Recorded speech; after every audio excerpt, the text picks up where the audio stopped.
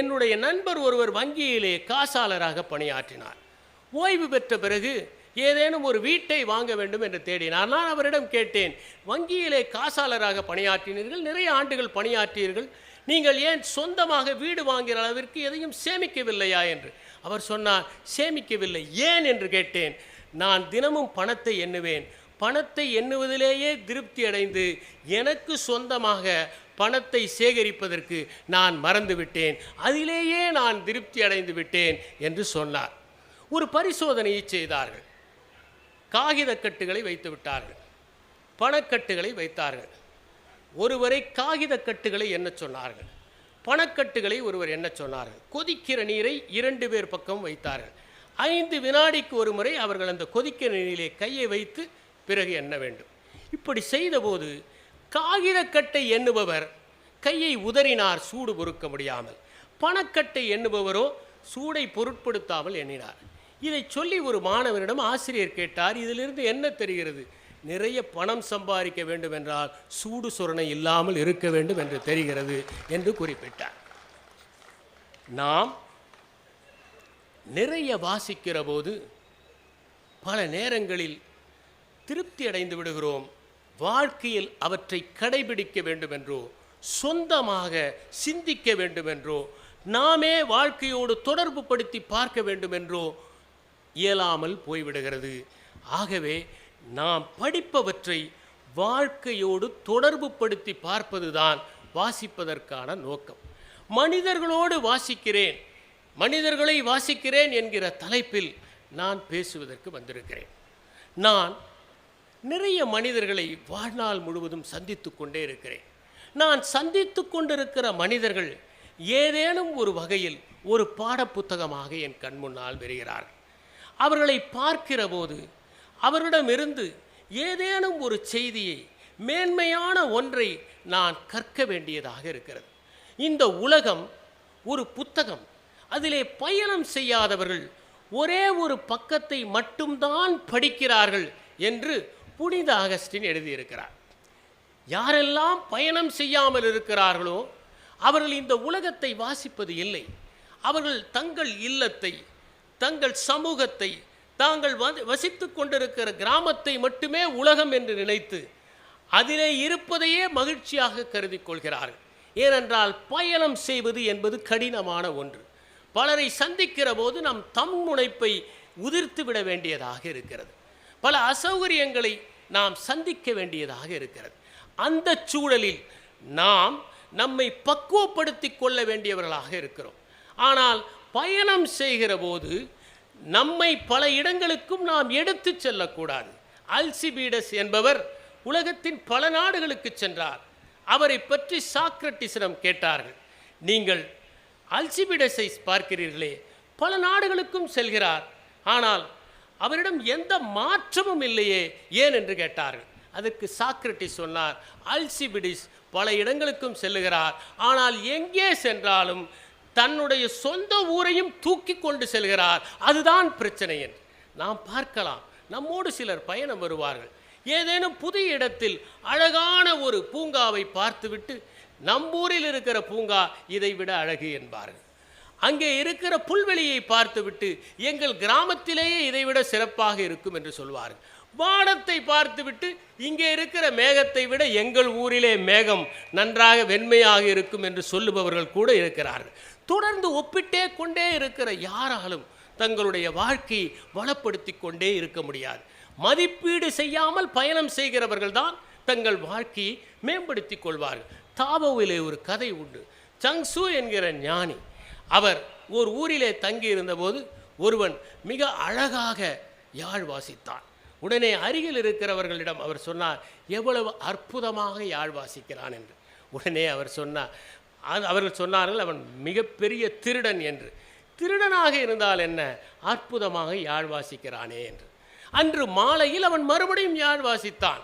உடனே அவர்கள் இவரை மகிழ்விக்க வேண்டும் என்று நினைத்து, எவ்வளவு அழகாக யாழ் வாசிக்கிறான் பார்த்தீர்களா என்று கேட்டார். யாழ் வாசிக்கலாம், ஆனால் திருடனாக இருக்கிறானே என்று அவர் சொன்னார். அவர் சொன்னது, மனிதர்களை மதிப்பிடாதீர்கள். யாரை பார்த்தாலும் அவருடைய பட்டத்தை பார்த்தோ, பதவியை பார்த்தோ, அல்லது அவருடைய உருவ தோற்றத்தை பார்த்தோ, அவர்கள் வாழ்கிற வாழ்க்கையை பார்த்தோ மதிப்பீடு செய்கிற போது நம்முடைய பயணம் நீர்த்து போய்விடும். எனவே நாம் எவ்வளவு தூரம் மக்களை சந்திக்கிறோமோ அவ்வளவு தூரம் மேன்மை அடைந்து கொண்டே இருப்போம் என்பதுதான் உண்மை. எனக்கு ஒரு நண்பர் இருந்தார். நாம் வாசிப்பதோ அல்லது மனிதர்களை சந்திப்பதோ எப்படி ஆழ்மனத்திலே சென்று பதிந்துவிடும் என்பதற்காகத்தான் இந்த சம்பவத்தை சொல்கிறேன். அந்த நண்பர் ஒரு நாள் எங்கள் வீட்டிலே சாப்பிட்டு கொண்டிருந்தார். கத்திரிக்காய் சாம்பார் பரிமாறிய போது அவர் சொன்னார், கத்திரிக்காய் நான் சாப்பிடுவதில்லை என்றார். நான் கேட்டேன், உடம்புக்கு ஏதேனும் ஒவ்வாமல் இருக்கிறதா என்றேன். அதுவல்ல, நான் சின்ன வயதில் கத்திரிக்காய் சாம்பாரை பள்ளிக்கு எடுத்து சென்றேன். அப்போது என் நண்பன் ஒருவன் கத்திரிக்காய் மீன் மாதிரி இருக்கிறது என்றான். எங்கள் வீடு சுத்த சைவம். அன்றிலிருந்து நான் கத்திரிக்காய் சாப்பிடுவதை நிறுத்திவிட்டேன் என்று சொன்னான். அதற்கு பிறகு ஒரு 2 ஆண்டுகள் கழித்து பார்த்தால் ஒரு கடையிலே அவர் மீனையே சாப்பிட்டு கொண்டிருந்தார். ஆனால் மீன் சாப்பிட்ட பிறகும் அவரால் கத்தரிக்காயை மறுபடியும் சாப்பிட முடியவில்லை. ஏனென்றால் அவருடைய ஆழ்மனத்திலே மீன் மீனாக பதியவில்லை, கத்தரிக்காய் மீனாக பதிந்து விட்டது. இதுதான் பிரச்சனை. என் சகோதரர் ஒரு சம்பவத்தை சொன்னார். கேரளாவிலே ஒருவர் திருமணமானதும் தாய் இல்லை, திருமணமானதும் மனைவி எதை சமைத்தாலும் தூக்கி எறிவார். இதெல்லாம் ஒரு சாம்பாரா, இதெல்லாம் ஒரு ரசமா என்று தினமும் சண்டை. என் தாயாரை போல நீ சமைத்திருக்கிறாயா என்று. அந்த பெண்மணியும் ஏதாவது ஒரு வகையில் தன்னுடைய கணவனை மகிழ்ச்சியாக இருக்க வைக்க வேண்டும் என்று சமைத்துப்பார் புத்தகங்களை எல்லாம் பார்த்து சமைக்க தொடங்கினார். பல வீடுகளில் சமைத்துப்பார் புத்தகங்களில் மிளகாய் பொடியும் மஞ்சள் இதெல்லாம் இருக்கும், ஆனால் சாம்பாரில் இருக்காது. அதில் விட வேண்டியதெல்லாம் இதில் விழுந்துவிடும். அப்படி அந்த சாப்பாடை அவர் பார்த்து சமைத்தாலும் ஒரு நாளும் நன்றாக இருக்கிறது என்று சொன்னதில்லை. ஒரு நாள் நண்பர் ஒருவர் வந்திருக்கிறார். அன்று அவர் மனைவி சமைத்து இருவருக்கும் பரிமாறி இருக்கிறார். இவர் நண்பனிடம் ஏற்கனவே சொன்னார், இந்த சாப்பாடு என் தாயாரை போல நன்றாக இருக்கிறது. அவர் சாப்பிட்டு பார்த்தால் அவ்வளவு அருமையாக இருந்தது. தாயாருடைய சமையலையும் அவர் சாப்பிட்டு இருக்கிறார். ஆனால் தாயாருடைய சமையல் மனைவியோட சமையலுக்கு நெருங்க முடியாது.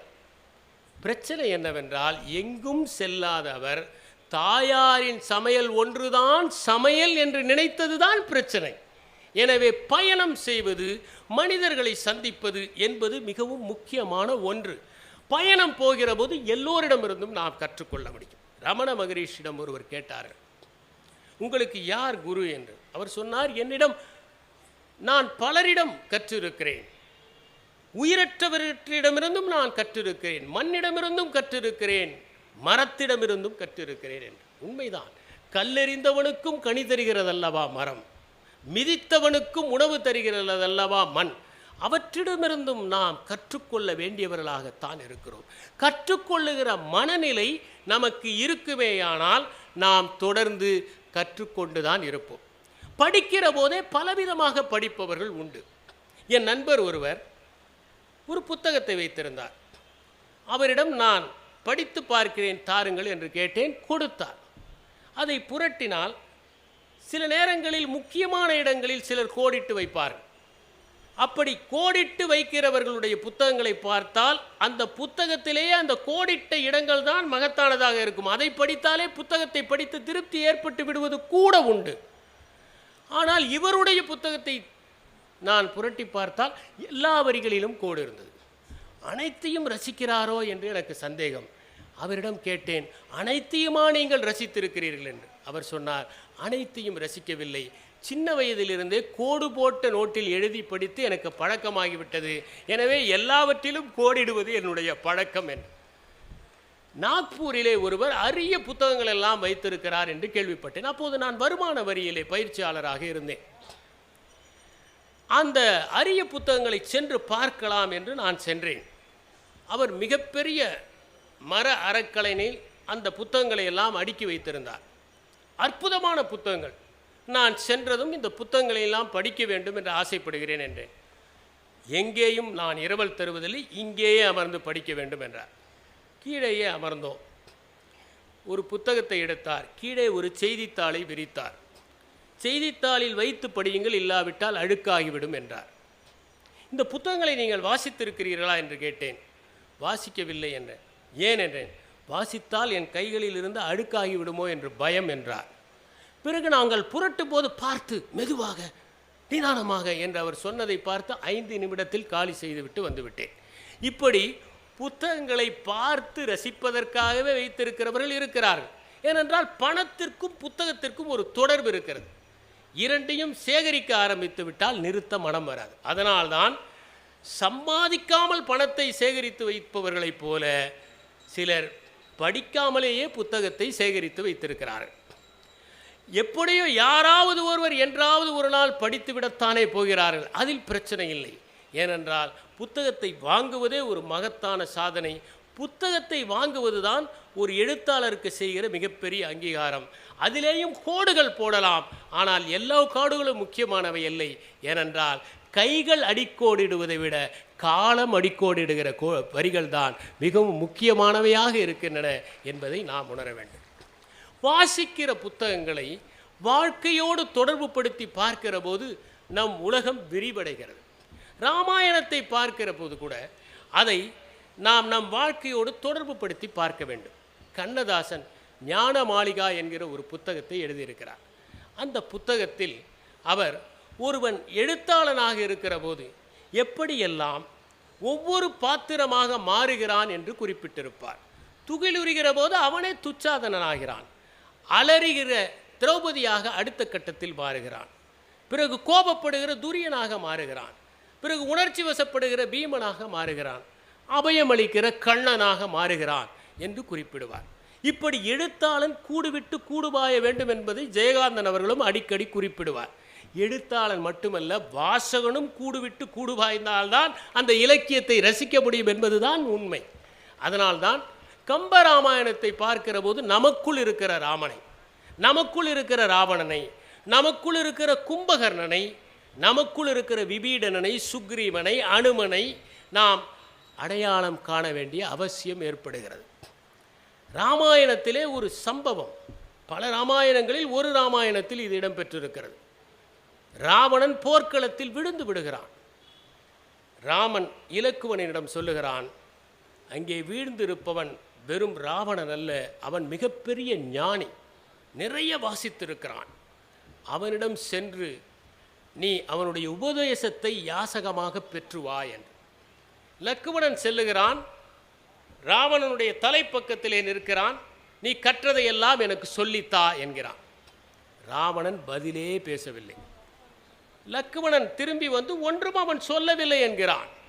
உடனே ராமன் செல்கிறான். கால் மாட்டிலே நிற்கிறான். தலையை தாழ்த்துகிறான். நீ தெரிந்ததையெல்லாம் எனக்கு சொல், கற்றதையெல்லாம் எனக்கு உணர்த்து என்று. உடனே ராவணன் தான் கற்றதையெல்லாம் ராமனுக்கு சொல்லிவிட்டு சொல்கிறான், இதுநாள் வரை நான் வாசித்தது எனக்கே பொருள் புரியவில்லை, உனக்கு சொன்ன பிறகுதான் எனக்கு பொருள் புரிகிறது என்று குறிப்பிடுகிறான். அதை போல கும்பகர்ணன், நாம் பல கும்பகர்ணர்களை பார்க்கலாம். அதிலும் குறிப்பாக பேருந்தில் ஏறியதும் நகர பேருந்திலேயே குரட்டை விடுகிற கும்பகர்ணர்களை பார்க்கலாம். ஒரு முறை தொடர் வண்டியிலே நான் பயணம் செய்து கொண்டிருக்கிறேன். நடுத்தட்டில் எனக்கு ஒதுக்கீடு, மேல்தட்டிலே ஒருவர், கீழ்த்தட்டிலே ஒருவர். இருவரும் வண்டி நகர்ந்ததும் குரட்டை விட ஆரம்பித்தார்கள். ஒருவர் ஆரோகணத்தில் விட்டால் அது முடிந்ததும் ஒருவர் அவரோகணத்திலே ஆரம்பிக்கிறார். மாற்றி மாற்றி விடுகிறார்கள். என்னால் அதற்கு மேல் தூங்க முடியவில்லை. காலையில் எழுந்ததும் அவர்கள் சொன்னார்கள், உங்களை பார்த்தால் நன்றாக தூங்கியதைப் போல இருக்கிறது, எங்களுக்கு தூக்கமே வரவில்லை என்றார்களே. அப்போதுதான் எனக்கு தூக்கி வாரி போட்டது. அதை போல பதவி வந்ததும் கொடுத்த வாக்குறுதிகளை மறக்கிற சுக்ரீவனை, வாக்குறுதிகளை கொடுத்துவிட்டு அவதிப்படுகிற தசரதனை வாழ்க்கை முழுவதும் நாம் பார்த்து கொண்டிருக்கிறோம். அதை போல தொடர்பே இல்லாவிட்டாலும் சரி, நண்பனுடைய மகனுக்காக போராடி உயிரை இழுக்கிற சடாயுவை பார்த்திருக்கிறோம். அதில் கூட ஒரு பொருள் இருக்கிறது. ஏனென்றால் சடாயுவுக்கு தசரதன் நண்பன்.